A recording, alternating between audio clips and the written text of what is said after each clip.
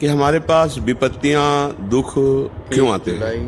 2000 कोई नहीं चाहता पूरी सृष्टि में कि हमें दुख भोगना पड़े या हमारे पास विपत्ति संकट आवे, हमारा तिरस्कार अपमान हो, कोई नहीं चाहता, लेकिन सबको भोगना पड़ता है।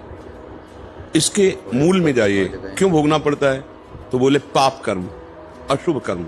अशुभ कर्म का फल है दुख, चिंता, शोक, भय, नाना प्रकार की विपत्तियां। अशुभ कर्म क्यों होते हैं? सुख भोगने की लालसा।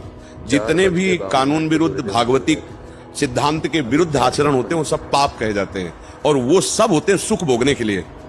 सुख के लिए हम दूसरे की हिंसा कर देते हैं, या व्यभिचार के लिए, या नाना प्रकार के जितने अशुभ कर्म होते हैं वो सुख भोगने के लिए होते हैं, और परिणाम में दुख मिलता है। अब उस अशुभ को नष्ट किए बिना तुम्हारी विपत्ति, संकट, दुख कोई नहीं मिटा सकता। तो हम ये नहीं कहते कि ज्योतिष शास्त्र नहीं है, ज्योतिष शास्त्र है, लेकिन ज्योतिष शास्त्र क्या बताता है?